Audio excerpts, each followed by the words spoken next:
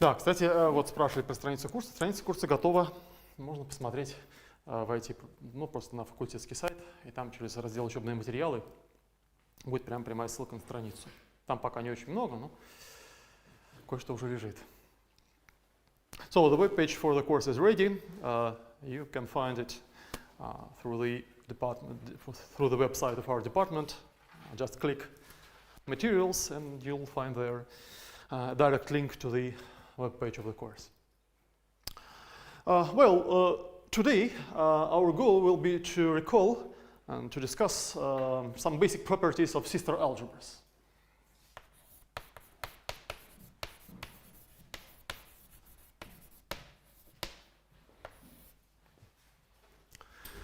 Let's start with some definitions. Suppose that A is an algebra, as usual, over the complex numbers. Then, by an involution on A,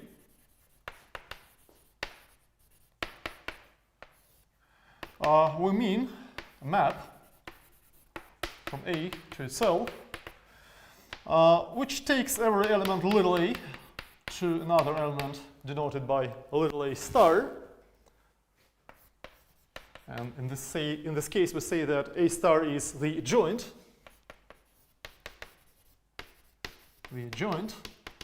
of A, such that this map satisfies the following axioms. First of all, it's an involution in the set-theoretic sense. That is, if we apply it twice, then we get the identity map. Second, it is antilinear over the complex numbers, in the sense that we have the following identity. So it is additive and changes multiplication by complex number to the multiplication by the complex conjugate.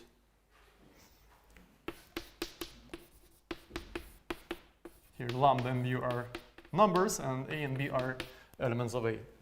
And finally, this map is required to be a ring anti-homomorphism, in the sense that AB star equals B star A star.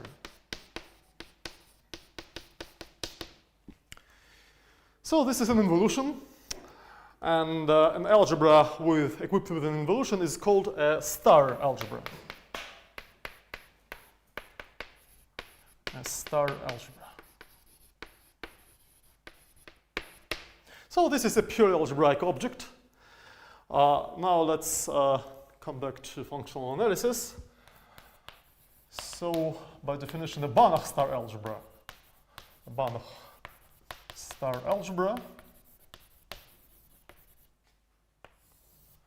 is a Banach algebra A together with an involution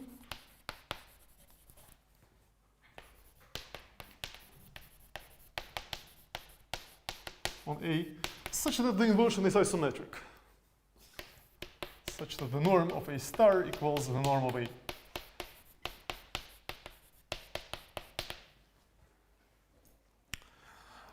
And finally, and this is our main definition, C star algebra. The C star algebra is Banach star algebra A, such that the following extra axiom holds: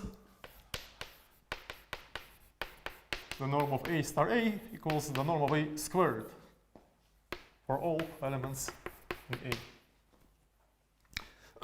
And this axiom is usually called the C star axiom or the C star property.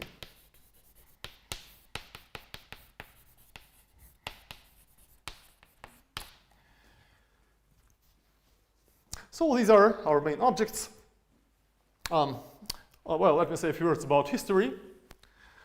C star algebras were first introduced by Gelfand and Naimark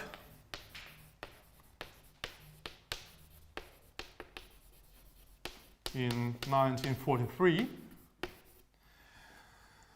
And their original motivation was to use to apply sister algebras to the theory of unitary representations of locally compact groups, and also to quantum mechanics.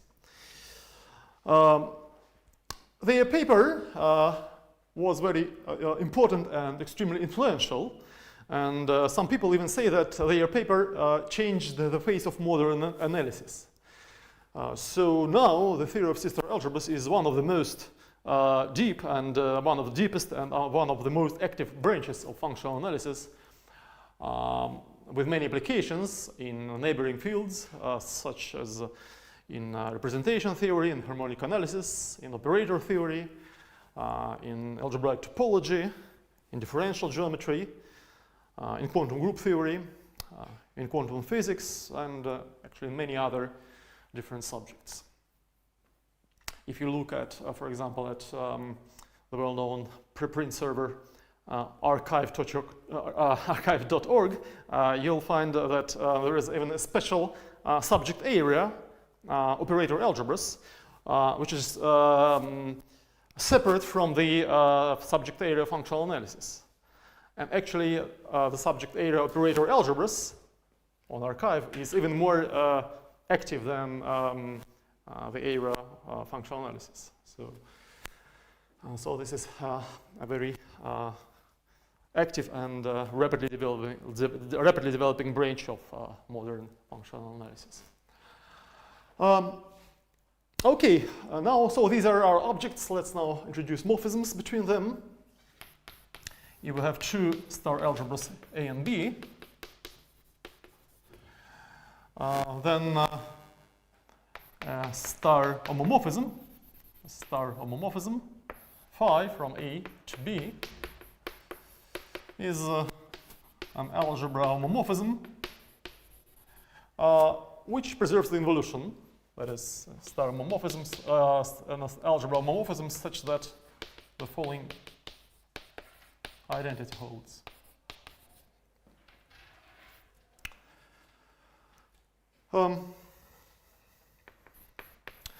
Another definition, if A is a star algebra and B is a subalgebra of A, then we say that B is a star subalgebra, if it is stable under involution. That is, if for every B in B, the joint B star also sits in B.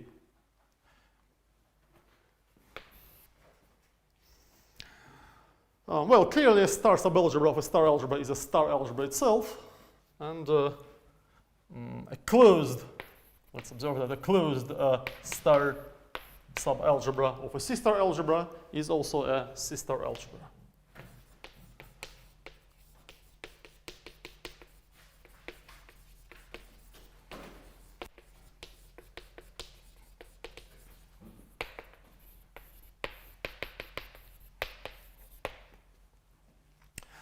Okay, let's now look at some concrete examples of C-star algebras.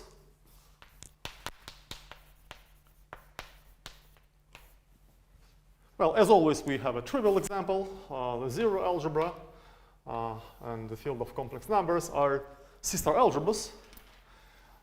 Namely, the involution on the complex numbers is just the complex conjugation.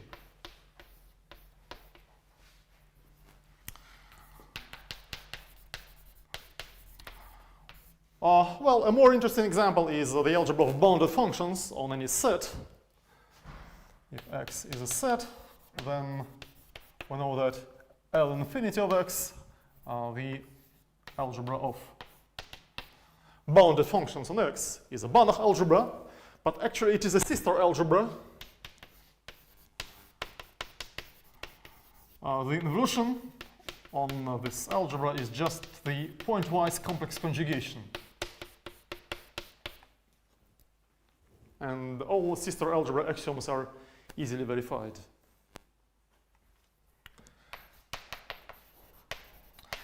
Now, if X is a topological space, then we have the following chain of closed star subalgebras. C0 of x is a closed star subalgebra in CB of x, and CB of x is a closed star subalgebra in L infinity of x.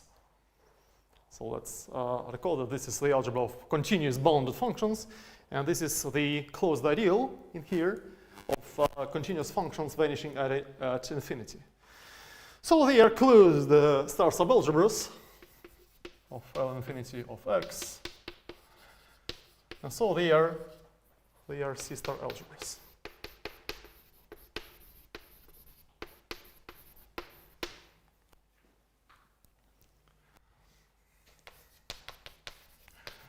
Another example is the algebra L infinity, big L infinity of x on an arbitrary measure space.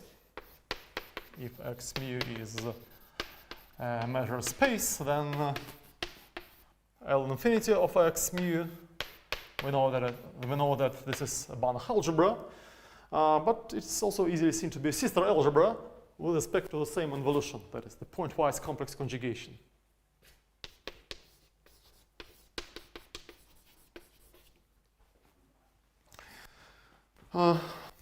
So these examples are commutative, and the basic non-commutative example is the algebra B of H, where H is a Hilbert space. So we know that the algebra of bounded linear operators on any Banach space is a Banach algebra. But if our space is not just a Banach space, but is a Hilbert space, then B of H is actually a C-star algebra.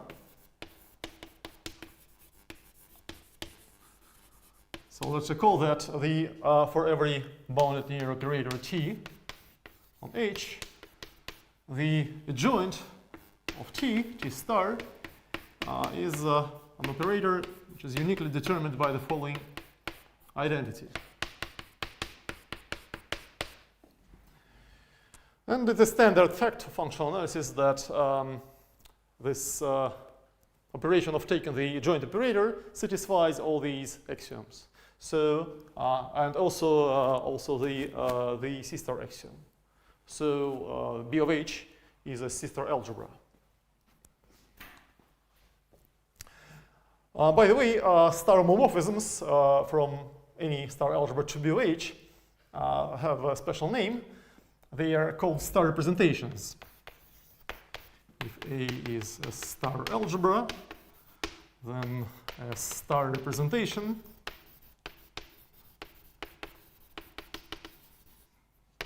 of A on a Hilbert space H is any star homomorphism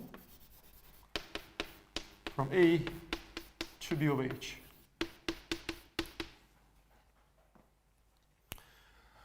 And some more terminology, we say that our representation pi is faithful if it is injective, that is, if its kernel is trivial. The Russian for faithful is, we usually say, точное или верное. Чаще говорят точное, хотя перевод верное, пожалуй, ближе к оригиналу. Ну, как бы то ни было, это синонимы слова faithful.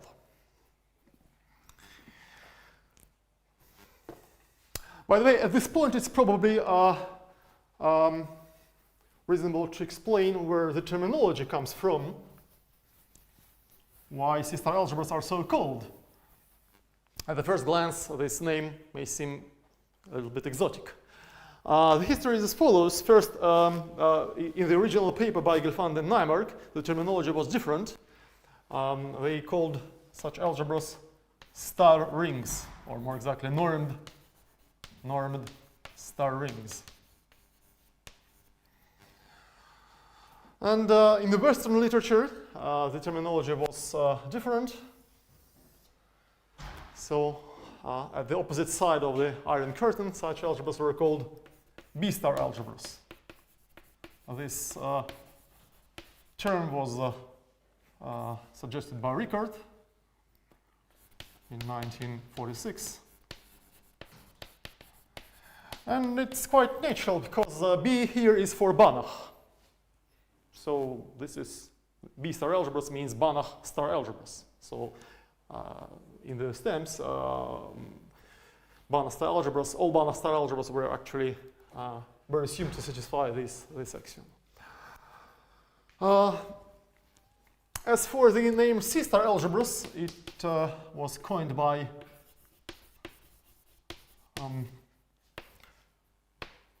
Siegel, Aaron Siegel, in 1947, and originally this term was a standard name for a potentially smaller class of algebras. So according to Siegel's original definition, a C-star algebra is a closed star subalgebra in BOH. On the other hand, there is, in the first paper on the subject, due to Gelfand and Nymark, there was a very important result. I'll state it more explicitly a bit later, which states that if a B-star algebra satisfies some extra axiom, then it is actually isomorphic to a suitable C-star algebra. That is, it has an isometric star representation on a suitable Hilbert space. So B-star algebras satisfying some extra axioms were known to be C-star algebras, were known to be isomorphic to C-star algebras. And finally, in 1953, Kaplansky proved that this extra axiom is actually redundant. That is, in fact, all B-star algebras are C-star algebras.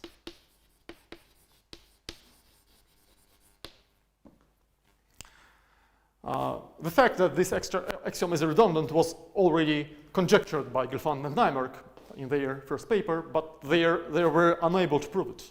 So the proof was given by Kaplansky only in 1953. So B-star algebras and C-star algebras are the same objects, and somehow only the second name survived, mostly under the influence of the classical book by John Dixmier, devoted to C-star algebras. So now it's common to call them C-star algebras. The letter C here is for closed. So originally it was just a closed, C means closed star subalgebra in BOH. This is where the name C-star algebra comes from.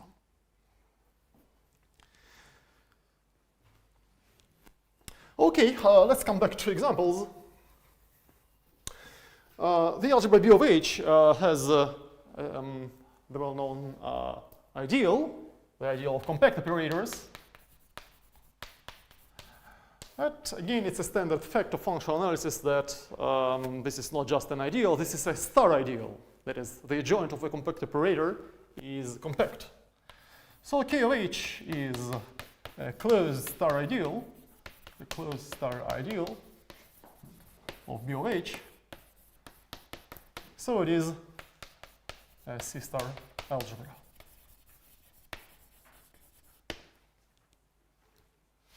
Again, let's recall that if H is infinite dimensional, that KOH is always non-unital.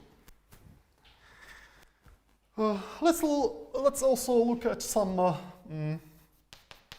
non-examples, that is, examples of Banach star algebras which are not C-star algebras. Probably the simplest example is the algebra of n times continuously differentiable functions on an interval, on a closed interval. We know that this is a Banach algebra, and moreover, it's easily seen to be a Banach star algebra. With respect to the same involution as here, that is the pointwise complex conjugation.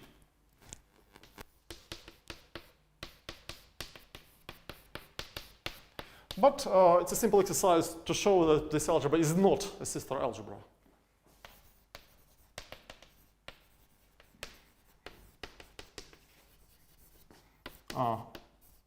Unless n is 0, so if n is greater than or equal to 1, then this is not a C-star algebra. Another example is the disk algebra. So So let's recall that the disk algebra consists of continuous functions on the closed unit disk on the complex plane, which are holomorphic on the open disk.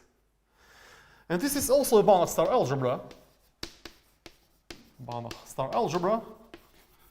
The involution is given by the following formula.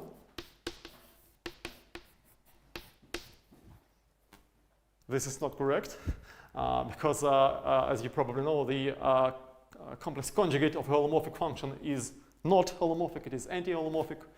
So the correct formula for the involution looks like this.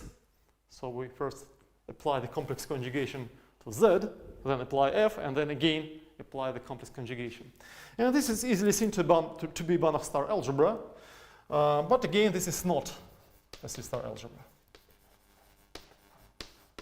Again, this is a simple exercise to show that the C-star axiom doesn't hold.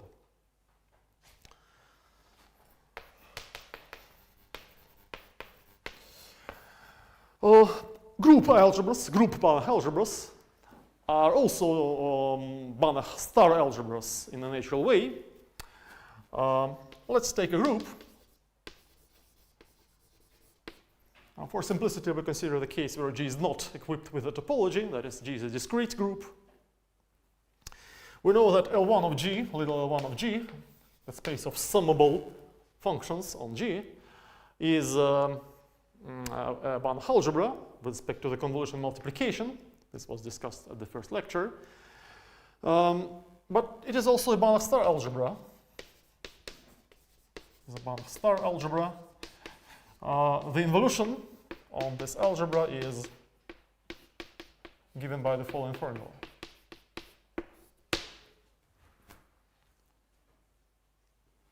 But again, this algebra is not a C-star algebra, except for the trivial case where G consists of a single element.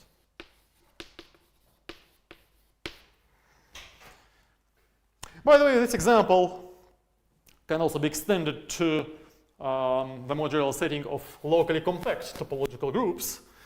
In this case, we consider the big L1 space of integrable functions on G, integrable with respect to the Haar measure. And the involution is defined similarly. The only difference is that it has now to be twisted by the so-called modular character of G. So this is not a C-star algebra, but on the other hand, there is a suitable completion of L1 of G with respect to a different norm, which is a C-star algebra. This is the so-called reduced C-star algebra of G. The reduced group C-star algebra. It is defined as follows. Again, G is a group. And let's consider the little L2 space on G, which consists of these functions on G, for which the following series converges. Again, this convergence implies that F is concentrated on at most countable subset of G, just like in the definition of L1 of G. So this is a Hilbert space. L2 of G is a Hilbert space. The inner product of two functions is given by the following formula.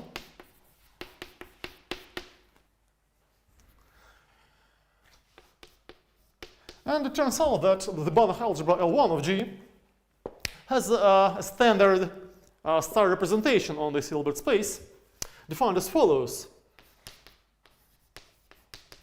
So here are some simple facts, which are actually simple exercises. If F sits in L1 of G and G sits in L2 of G, then their convolution, so we define the convolution of two functions in L1 of G, but the same formula can be used to define the convolution of a function in L1 and the function in L2 of G. And this function is defined everywhere. on G, so the respective series converges, it belongs to L2 of G and satisfies the following estimate. So the L2 norm of the convolution is less than or equal to the L1 norm of F times the L2 norm of G. And this inequality implies that we can define the following map, lambda from L1 of G to the algebra of bounded operators on L2 of G. Lambda takes every function f to the convolution operator. So lambda of f takes G to the convolution of f and G. And this map is a faithful star representation of L1 of G. This is the so-called regular representation. The regular representation. And now the reduced group C-star algebra of G is defined to be the closure of the image of this map. It is denoted by C-star R of G. So we take the closure of the image of lambda. This is a closed star subalgebra in V of L2 of G, and it is called the reduced C-star algebra of G.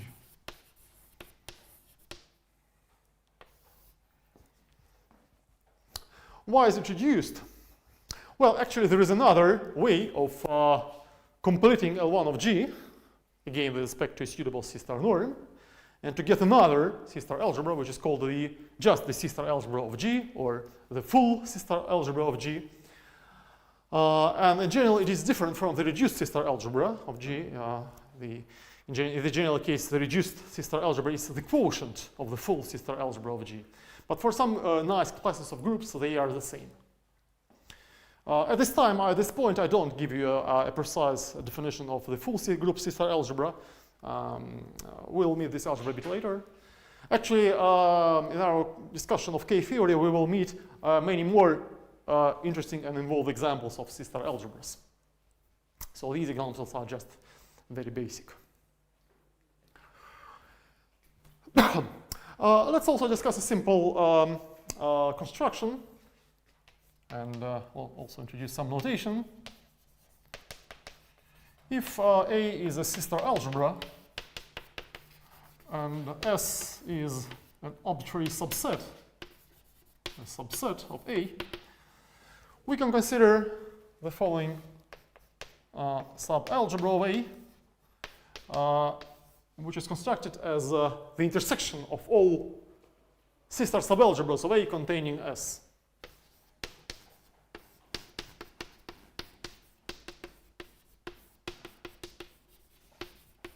Intersection of all C-star subalgebras containing S. And this is easily seen to be a C-star subalgebra, and actually this is the smallest C-star subalgebra of A containing S. And this subalgebra is called the C-star subalgebra of A generated by S.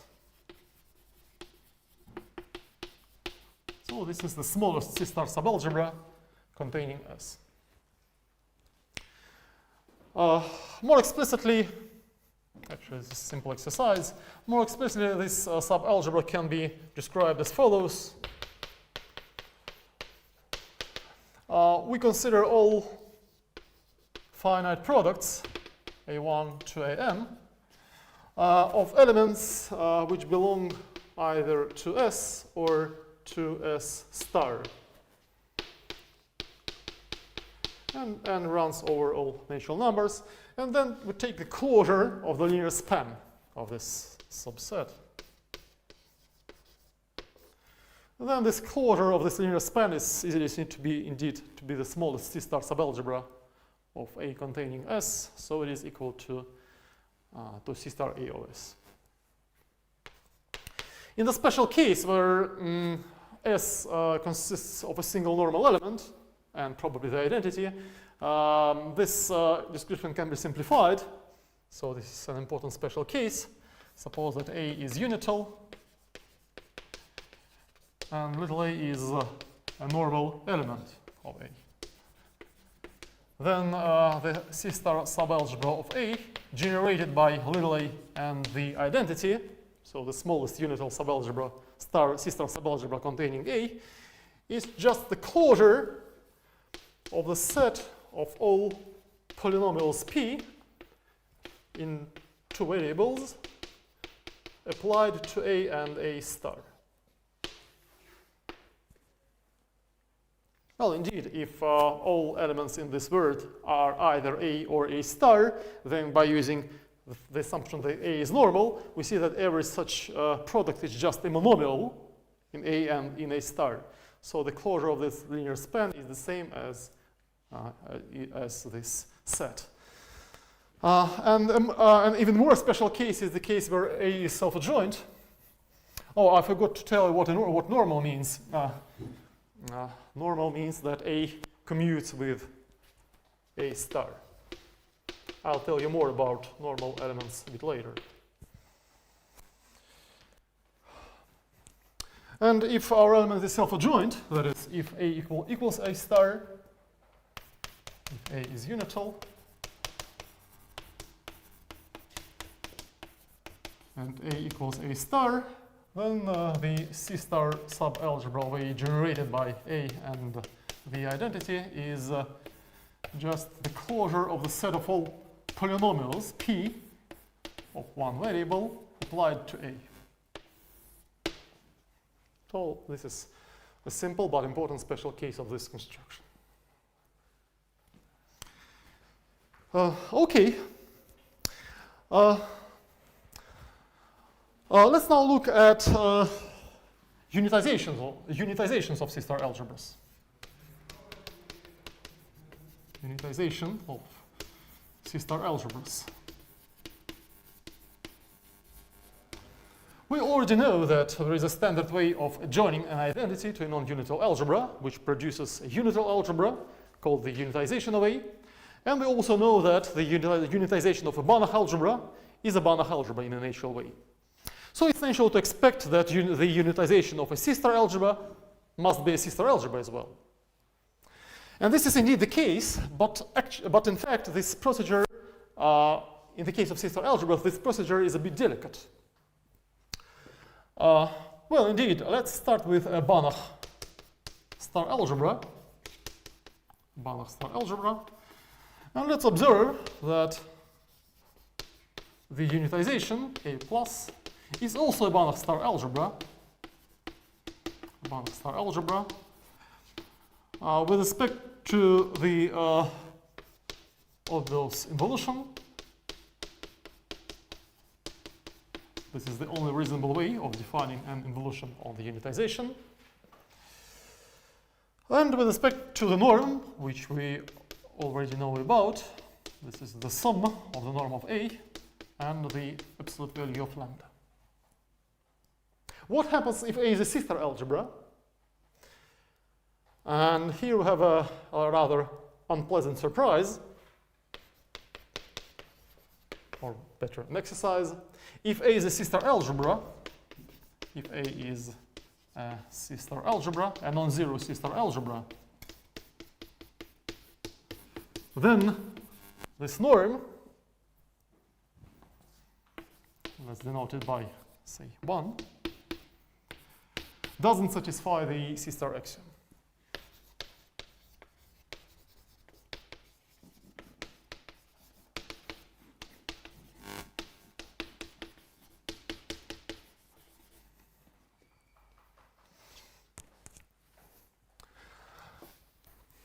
Well, luckily, there is another way of defining a norm on the unitization, which makes it into a C star algebra. The construction of this norm is usually done in So to define this norm, we can consider two cases separately. The case where A is unital and the case where A is not unital. Of course, if A is already unital, you can ask, well, if it is already unital, why do we care about the unitization? Well, actually, the unitization is a canonical construction. So it makes sense always for non-unital algebras and for unital algebras as well. So it would be nice to define this construction for all sister algebras, both unital and non-unital. So it turns out that these two cases, in these two cases, the construction is different. Let's first assume that A is already unital. So constructing the C-star norm. Constructing the C-star norm on A plus. Case 1, A is unital. A is unital. In this case, let's start by observing that if we have two C-star algebras, if A and B are C-star algebras, then their direct sum, A plus B, is also C-star algebra. Is also a C-star algebra. The involution on this direct sum is defined in the following obvious way. So every element of this direct sum is just a pair, and we define an involution this way.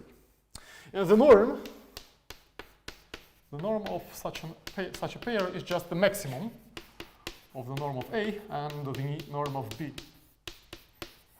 And it's easy to see that all C-star algebra axioms are satisfied. So the direct sum of two C-star algebras is also a C-star algebra. So now if A is a unital,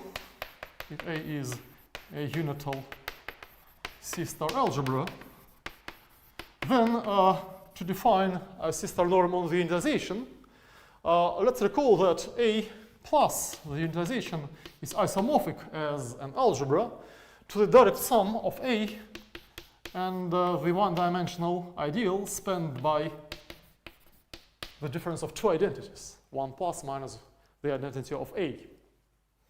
And this is just actually an isomorphism of star algebras. They are isomorphic as star algebras.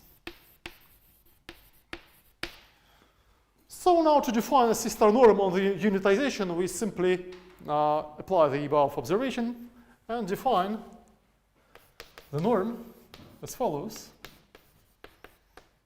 If, so any element in A plus can be written in this form.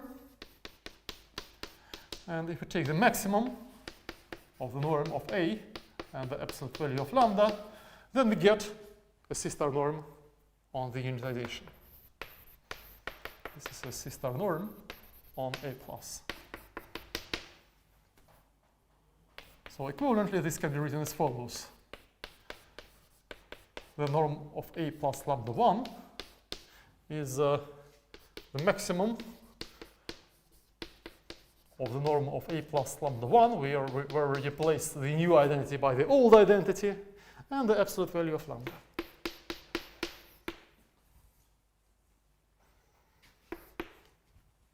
Okay, so this solves the problem where in the case where A is already unital.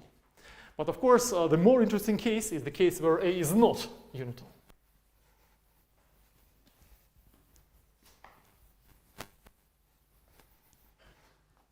Well, this is case 2. A is not unital. In this case, let's introduce some notation. So for every element in A, let LA denote the multiplication operator on A. So little a actually can be an element of the unitization. And the multiplication operator acts on A by the following simple formula. So A is an ideal in its unitization, so the multiplication by an element in A plus takes A to itself. So this operator will be denoted by LA. And we define something like a norm on A plus as follows. We define it to be the operator norm on the operator norm of LA.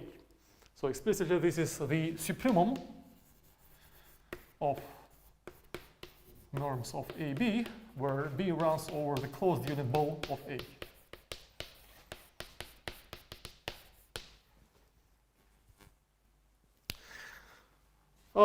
So what can we say about this number? Well, this number is easily seen to be a semi-norm on A.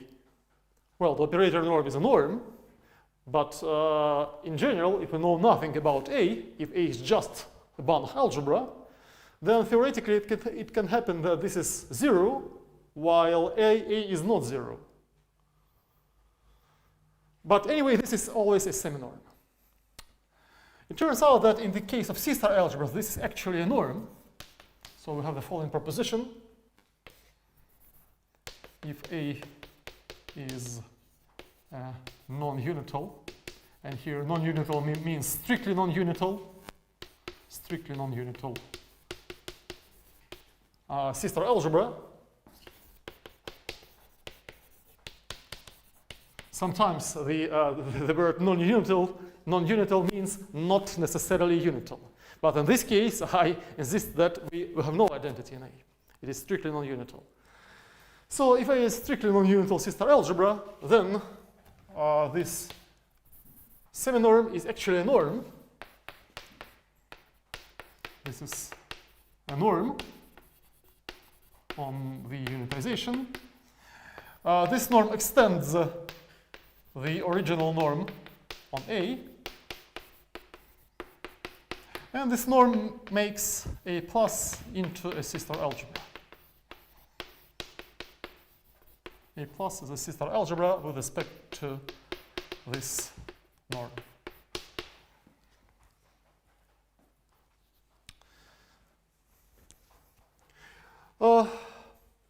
I'd like to stress that in case 1, it's essential that A is strictly non-unital, because if A is unital and little a is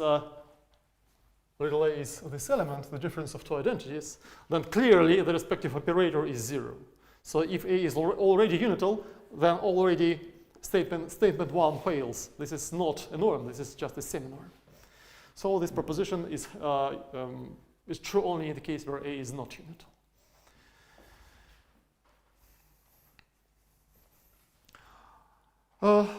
Okay, so this result can lead to some dissatisfaction because we defined a C-star norm on the unitization in 2 completely different ways, depending on whether or not A is unital.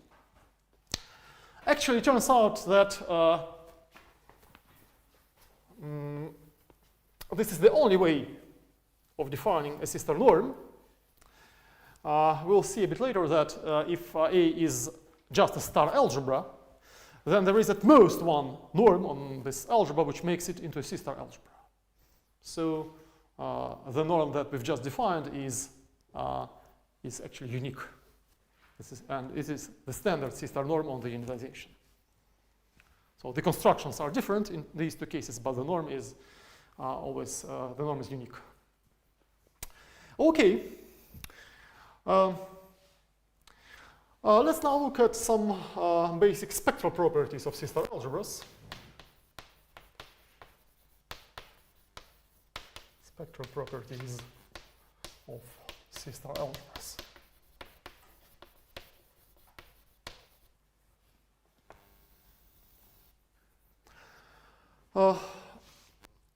So suppose that A is a star algebra.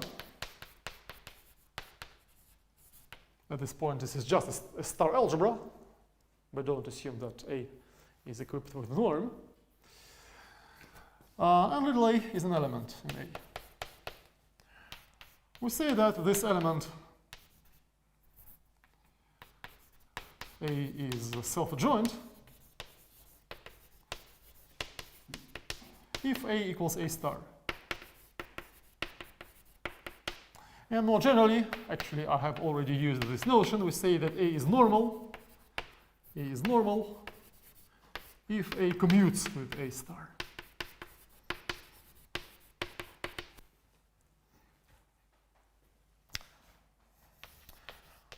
Well, it's clear that, first of all, it's clear that every self-adjoint element is normal. And another trivial but useful observation is that for every element little a in our algebra, the element A star A is always self-adjoint.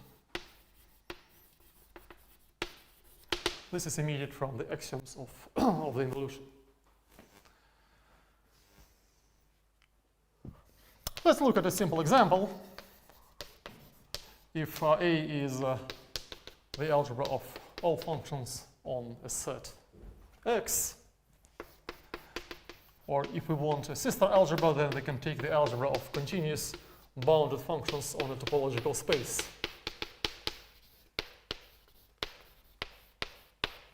So in both cases, function f in A is a self-adjoint element,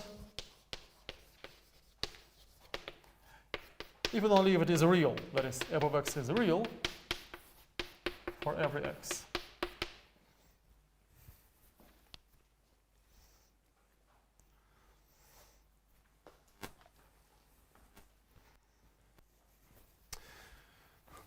In fact, self-adjoint elements of star algebras, in some sense, they play the role of real numbers.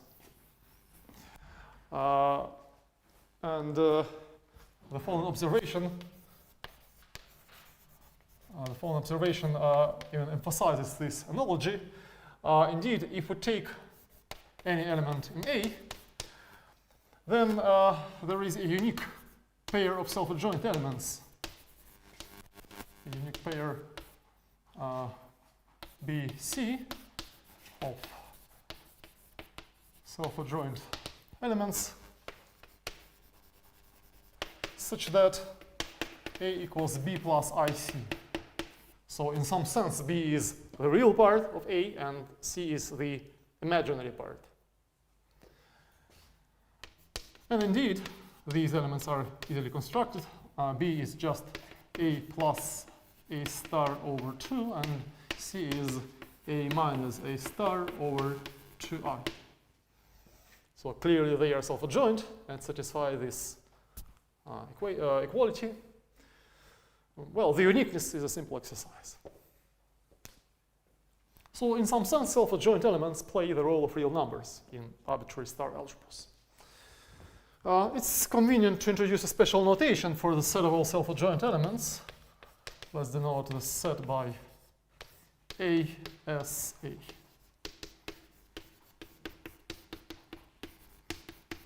So this is a real vector subspace of A. Of course, it is not stable under multiplication by complex numbers. If we multiply A by a self-adjoint element by I, say, then it is no longer self-adjoint. But it's a real vector subspace over the real numbers. And if A is a Banach star algebra, then this subspace is easily seen to be closed. So this is a closed real vector subspace. Let's now come back to C-star algebras. So the following theorem gives us two fundamental spectral properties of C-star algebras. So suppose that A is a C-star algebra, then property 1, for every normal element A of A, the spectral radius of this element is equal to the norm. Actually, when we define the spectral radius, we have already discussed this situation in the special case where A is the algebra of operators on a finite dimensional Hilbert space. If A is a normal operator on a finite dimensional Hilbert space, then it is diagonalizable. This is a standard result from linear algebra. Its matrix is diagonal in a suitable orthonormal basis. So the spectral radius is just the maximum of the diagonal elements, and this is equal to the norm. But this is true for any C-star algebra. And property 2, which is also very fundamental, for every self-adjoint element A, its spectrum is real. The spectrum of a self-adjoint element is real. If A is not unital, then we take the non-unital spectrum here. But in the unital case, we can take the usual spectrum because let's call that the only difference between the unital and the non-unital spectra is 0. So anyway, this is if A is unital, then this is true if and only if the usual spectrum is contained in R, is real. So these are two fundamental spectral properties of sister algebras. Again, I will not give you a detailed proof, but the idea of part 1 is rather simple. We first consider a special case where A is self-adjoint, and observe that if A is self-adjoint, then the C-star axiom gives us the following equality. So we can iterate this as many times as we want.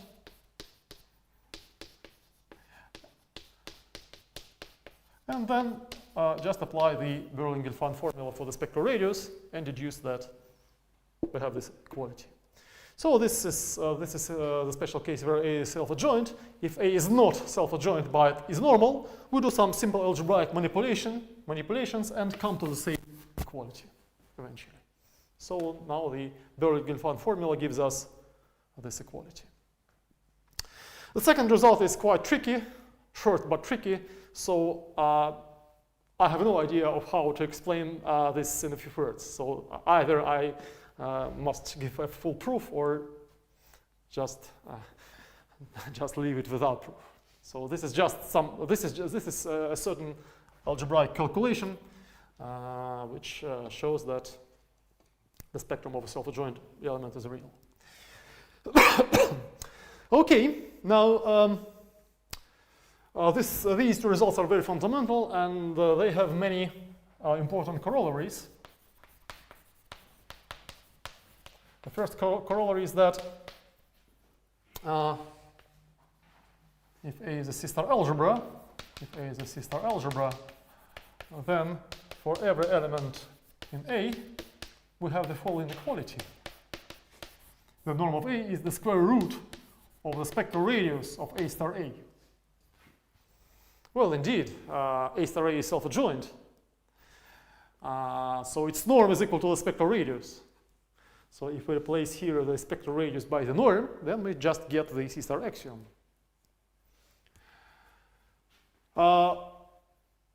Why is this formula nice? It is nice because the right-hand side is completely determined by the algebraic structure on A. So it doesn't involve any norm. So we deduce that the norm on A is completely determined by the algebraic structure. In other words, if A is a star algebra, then there is at most one norm on A,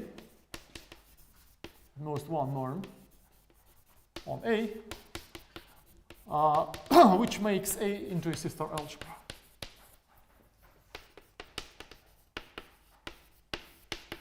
And this norm is given by this formula. Of course, I don't claim that such a norm always exists. There are many obstructions for the existence of a C-star norm, but if it exists, then it is unique.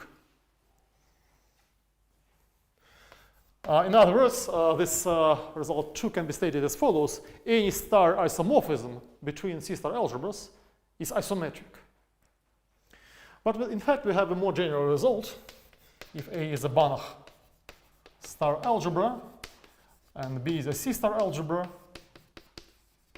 and phi is a star homomorphism from A to B, then phi is automatically continuous, and its norm is less than or equal to 1.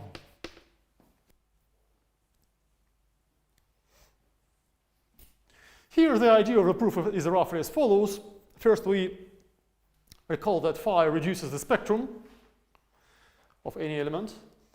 So if we apply it to self-adjoint elements, then it reduces the spectral radius. But for self-adjoint elements, the spectral radius is equal to the norm, so it reduces the norm.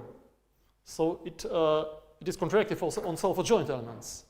And if we then apply this argument to the element A star A, which is always self-adjoint, and combine it with the C star identity, then we see that phi reduces the norm of any element, not necessarily self-adjoint. Corollary 4. So corollary 4 states that if A is a C-star algebra, then all characters of A are star characters. That is, they preserve the involution.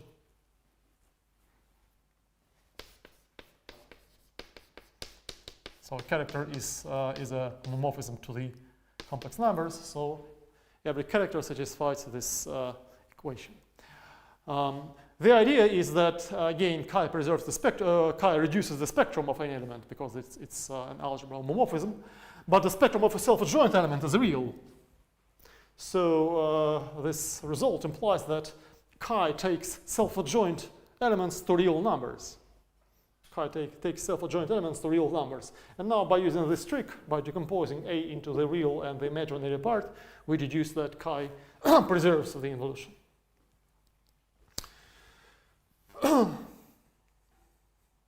And corollary 5, which is also quite useful, if A is a unital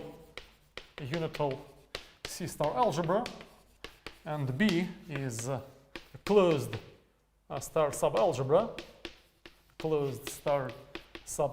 containing the identity of A, so they have a common identity, then B is spectrally invariant. B is spectrally invariant in A.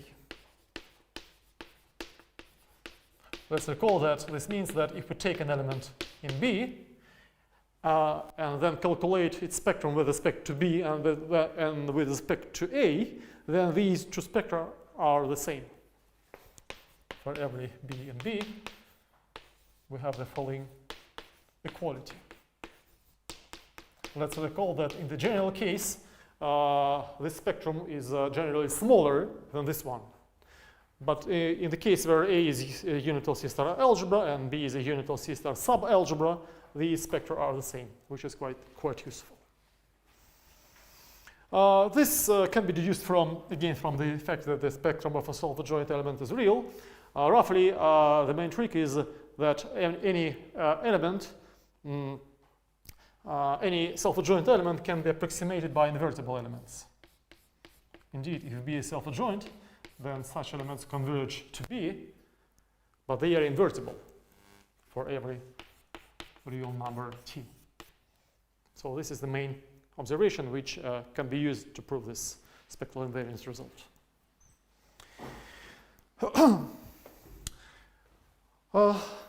And probably the most important corollary of these spectral properties is the commutative Gelfand-Nymark theorem, or sometimes it is called the first Gelfand-Nymark theorem.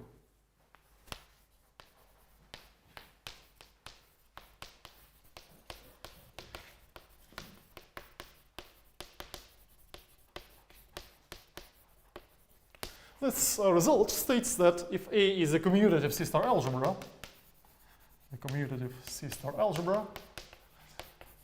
then the Gelfand transform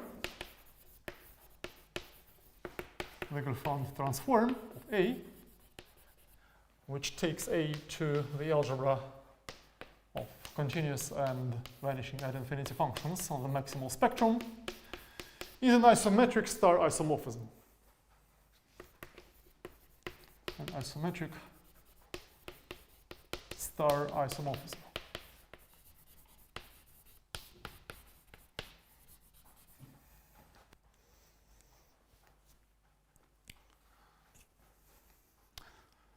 Here the idea of the proof is that first it is a star homomorphism because all characters are star characters. In fact, this corollary 4 from here is equivalent. In the commutative case, it is equivalent to the fact that the Gelfand transform preserves the involution. It's a star homomorphism. Next, by using the Stollen-Weierstrass theorem, we can deduce that its image is dense in here, so it has dense image. And finally, by using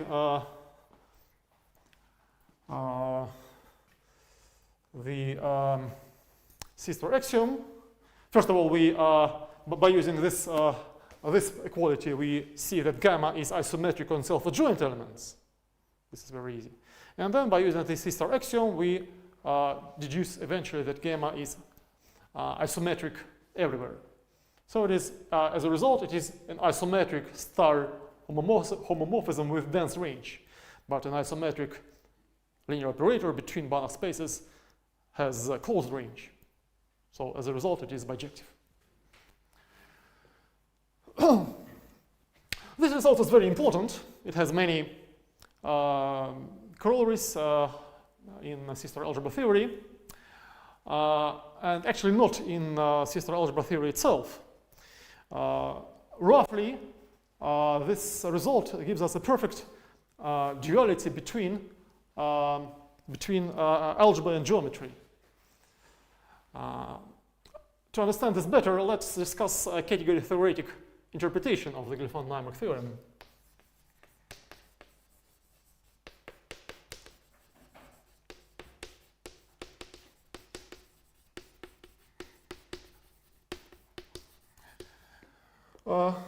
So let's, as at the previous lecture, let's consider the category of compact Hausdorff topological spaces.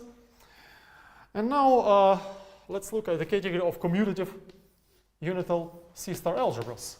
Let's denote it like this. So here C star is the category of commutative unital C-star algebras.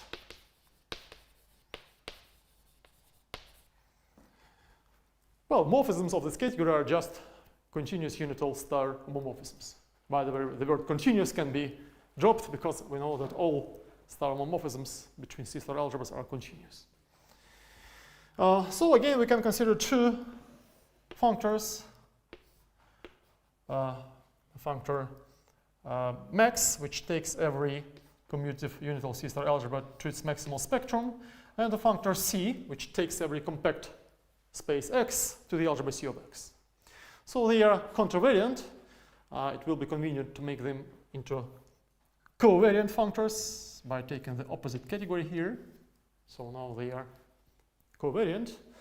And the category theoretic interpretation of the first Gelfand-Naimark theorem is that these functors are equivalences of categories.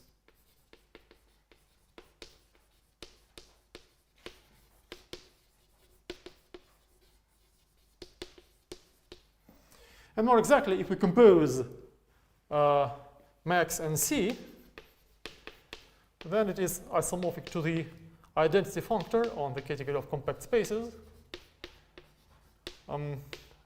by means of the natural isomorphism epsilon, which was discussed in the previous lecture. This is the standard homomorphism between a compact Hausdorff topological space and the maximal spectrum of the algebra C of X.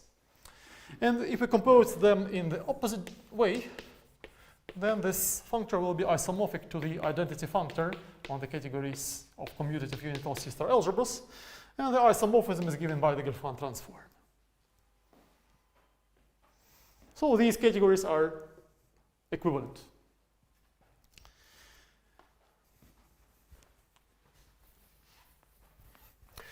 So this result is a perfect, gives us a perfect duality between topology and algebra. Roughly, of course, this is not a pure algebra, this is functional, let me say functional analytic algebra. But nevertheless, it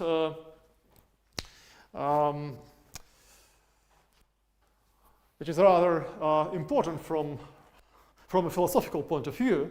Another result, classical result of the same form is a category theoretic interpretation of Hilbert's Nullstellen Satz, which gives us a duality between affine algebraic varieties over an algebraically closed field, and the category of finitely generated commutative algebras without nilpotence. Results of this form lead directly to non-commutative geometry. So non-commutative geometry is has many parts. So non-commutative geometry based on C-star algebra theory is sometimes called non-commutative topology. And the basic principle is that if we have a non-commutative unital C-star algebra, then it is very convenient, very useful to interpret this algebra as the algebra of continuous functions on a non-commutative compact topological space. So nobody knows what this means, but nevertheless this is very useful. Why is it useful? It is useful for many reasons. One of the reasons is that it turns out that many purely topological constructions, which make sense for topological spaces, can be dualized and translated to the language of commutative unital C-star algebras by using this equivalence. And then we can ask, what if our algebras are no longer unital? Or no longer commutative?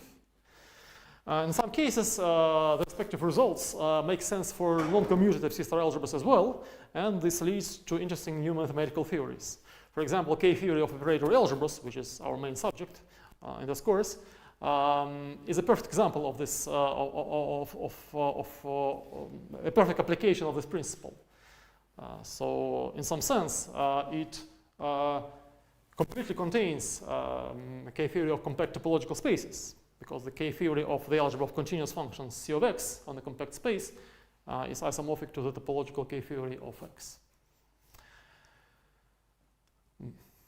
Well, of course, I don't mean that all constructions of topological K-theory have their counterparts for C-star algebras. There are many specific commutative features which don't make sense for C-star algebras, such as products and in K-theory and many other constructions. But many of them survive, and this leads to rather deep and interesting K-theory for C-star algebras. Okay, a nice corollary of this picture. So we already know that all star homomorphisms between C-star algebras are contractive, they are continuous, and their norm is less than or equal to 1. And here is a useful counterpart to this result, which is about injective star homomorphisms. So if we have two C-star algebras A and B and an injective star homomorphism from A to B, then phi is isometric. So it preserves the norm. Well, the idea of the proof is based on the Gelfand-Narmek duality.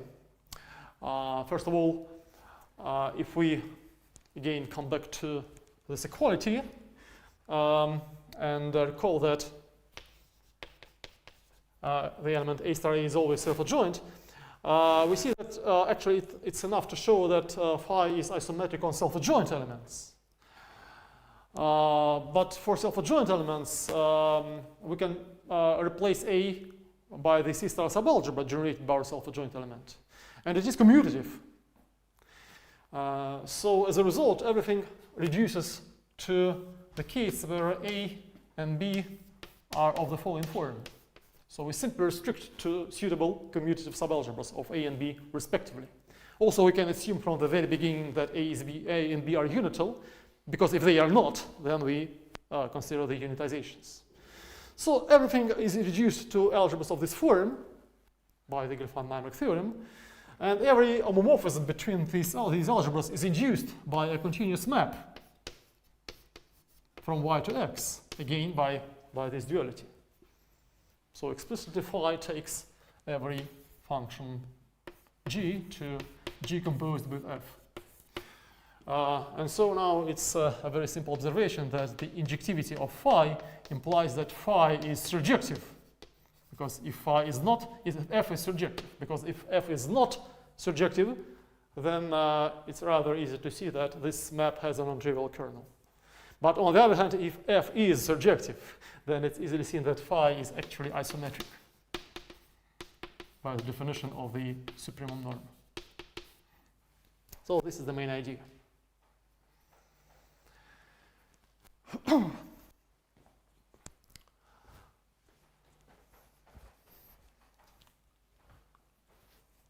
Okay, well, I also wanted to tell you something about positive elements in C-star algebras, but I see that I have only a few minutes left. Okay, then that's all for today. At the next lecture, we give a survey of positive elements of C-star algebras, positive functionals on C-star algebras, and approximate identities in C-star algebras. Then we discuss tensor products of C-star algebras. I can't promise that all these materials will be given in the next lecture, but in any case,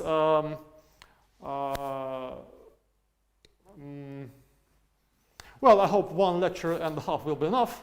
So we'll pass to K-theory in, I hope, in 2 weeks, if you don't mind. Okay, thank you.